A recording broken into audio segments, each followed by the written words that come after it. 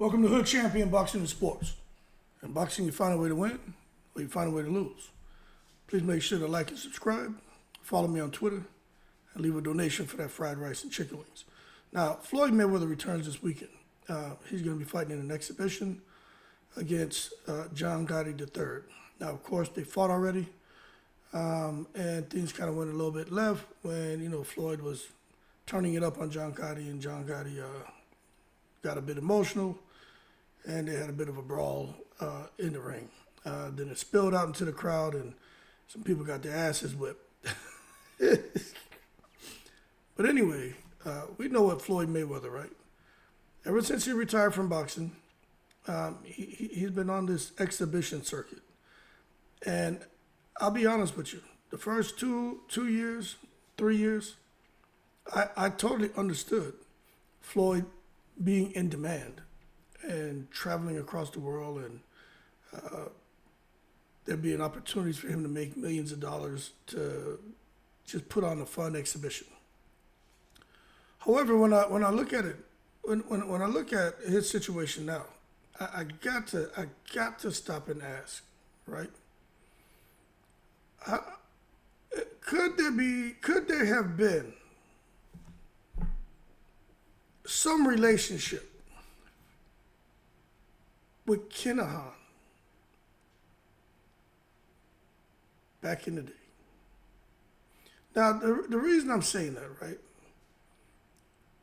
I'm talking about even Al Heyman.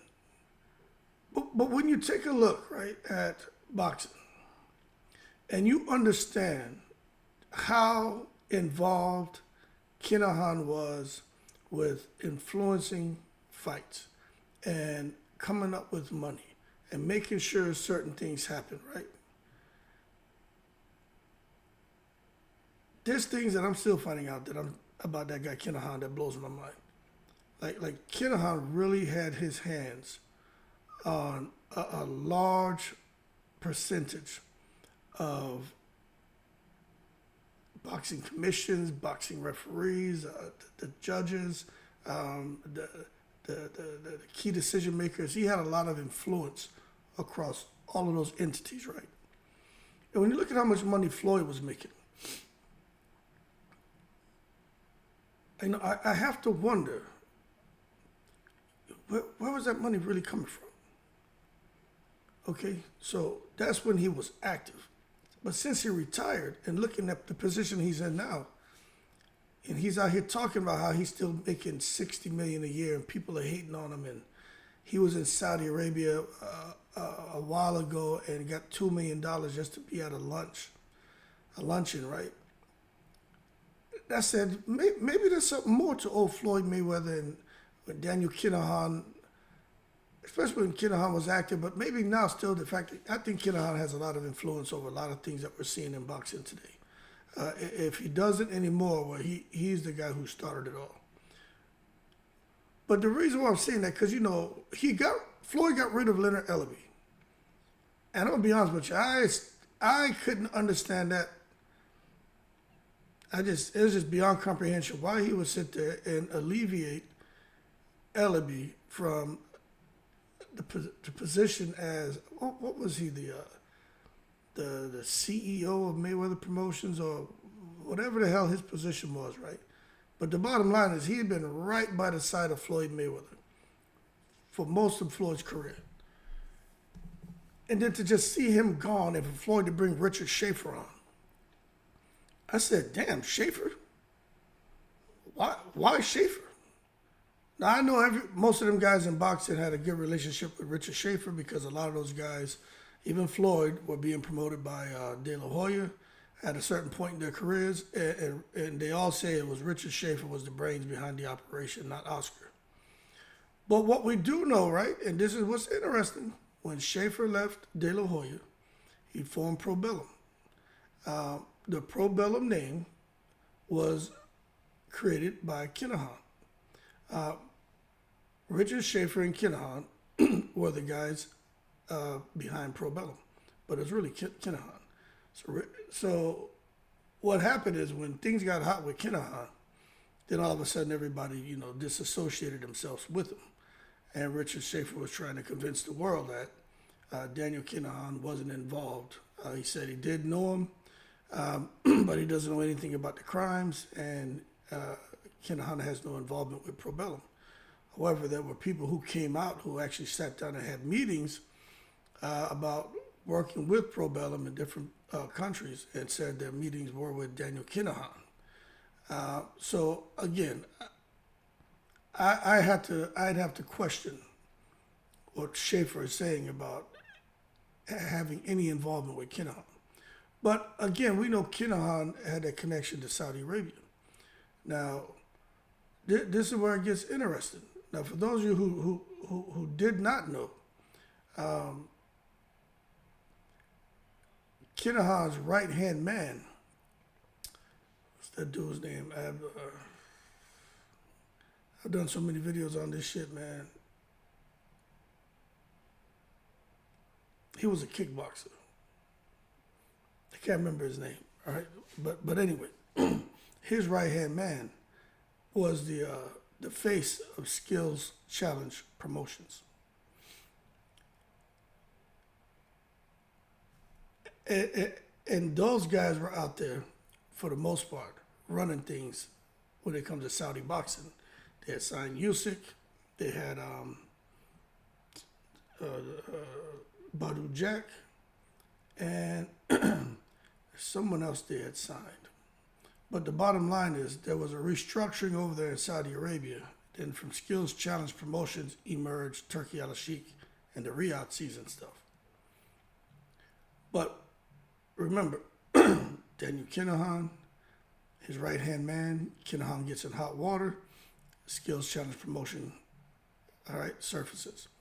Then remember, you got Richard Schafer, issues with Oscar De La Hoya, he leaves, works with Kinahan, forms Probellum, right? But then Kinahan gets in hot water, he just kind of disappears. Then you see what happened to Probellum. Probellum just kind of fell apart, right? Okay, Schafer's there. He's supposed to be the man, but why did Probellum fall apart? So there's a reason why that shit was dissolved. You know, I ain't gonna sit here and speculate, but I'm telling you, there's a reason why that shit dissolved. And, you know, I just, maybe it has something to do with Kinahan. But anyway, with Schafer now and Mayweather here, I think Floyd, working with Schafer now, gets Floyd a step closer to either getting back to being involved with Saudi and getting some of that Saudi money, or it gets him a step closer to now working with the Saudis. Now, we got to wait and see what direction all this goes, because I see Floyd in Mexico and I saw Schafer there. And I'm just telling you, when I looked at it yesterday, that's the first thing came to my mind. I said, man, Floyd, he's either been getting Saudi money and they're just not disclosing that, or he's trying to get close to it. But I want to say, man, I have a hunch, and I'm even willing to make a bet that it's just a matter of time before something comes out, and it may not be negative, but we'll get some more information about Floyd and connection to whether it's Turki Al-Sheikh, Riyadh season, Saudi, in some form or fashion. And I think if he wasn't doing it before, which I do think he was, because you got to think of all the money that's flowed into boxing. It's been flowing in, but now it's in your face. Nobody's sitting there, hiding behind the curtain. It's in your face now, right? And then when you really sit back and think about it, the amount of money that just flowed into boxing with the Zone, Eddie Hearn. Even when you go before that, look at Floyd and them pack fights, where all them big, large guarantees came from. Maybe it's because they knew the pay-per-view numbers would perform handsomely. But you look at those paydays that Floyd was getting. You look at these big contracts, right, that Canelo's getting. I'm just saying, when you start looking at this money, to me, there may be more to it. Now, again, I could be totally wrong, and I'm okay with that. But I just think it's fair to have a conversation about where the money has been coming from for years, especially knowing Kinahan's been involved with boxing for a long time. Although now, of course, he's what they say, he's on the run, right? But he's been involved with boxing for a long time, not just in the U.S., over in the U.K., everywhere. You can't make me believe that his tentacles didn't reach over into some of these larger fights, knowing that he had the backing of the guys over there in Saudi. You can't make me believe that that's not true. And then to see what's going on right now, I just think things have just opened up. And for me, I'm just waiting to see when finally someone who's much smarter than me and has the resources to really do the research and start to connect the dots is going to come out here and say, okay, this is what's been going on. These are the promoters who's really been working with this guy. These are the fights that were influenced. This is where the money came from. And I think we're going to be shocked. Now, is someone going to do that? I don't know. But I just think it'd be interesting if somebody was able to take the time out and analyze all this shit and try to break it down and perform some kind of, investigation and then come out there and share some of their findings with us. I think people would be shocked. Now, remember, it's just a conversation. But I do think Richard Schafer still has that good relationship with the Saudis. And I think Floyd is being very strategic by bringing on Schafer because Floyd likes money. So for those of you saying Floyd would never do it, why not? Floyd likes money. Where can he go right now to get some dough? Now, what I will tell you is Turki Alalshikh'S already came out and said it sounds like he don't like Floyd Mayweather. But again, let's just sit back and see how things play out. Okay? Because it's exhibitions, it's Saudi, and I think Turki Alalshikh'S, his opinion or his feelings towards Floyd may have softened a bit, especially if Turki Alalshikh'S is really looking to try to turn a profit on something. Because if he's trying to make the biggest fights, and he's looking at women boxing now, they're involved with the MMA world. Why wouldn't they get involved with exhibitions? I know Turki Alalshikh'S is a diehard boxing fan, and he doesn't want to waste his time with exhibitions.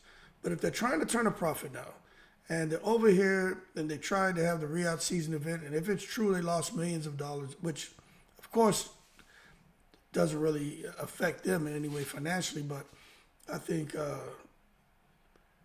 as far as it's a pride thing, and like to come out here and have, I would say, have lost, seeing that they thought they were going to come out here and do well and make the event a success and have Eminem, and then all of a sudden see that, hey, it didn't perform the way we thought, so we'll take that as a loss.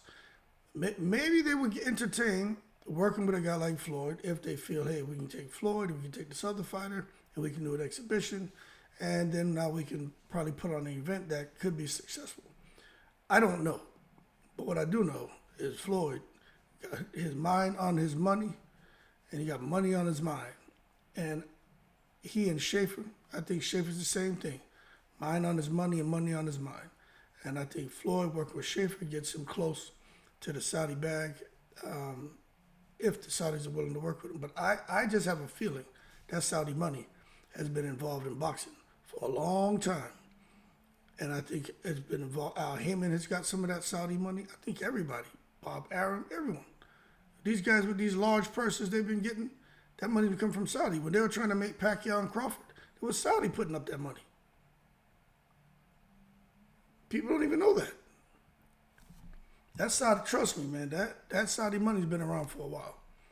But as of right now, it's just a conversation, a fun conversation. Anyway, y'all keep cool. I'm just going to pay attention because I just think it's a bit odd. Floyd just got rid of Ellerbe. Now, of course, we don't know the background. There could be some significant challenges they faced in their business relationship that after a while it's like, all right, look, to salvage our friendship, we just got to go separate ways. And that's it. And Floyd's looking to grow Mayweather Promotions. And with a guy like Schafer, who has the business relationships with a lot of people, and especially right now with the one person to where boxing is, who has boxing the hottest right now, and that's Turki Alalshikh'S.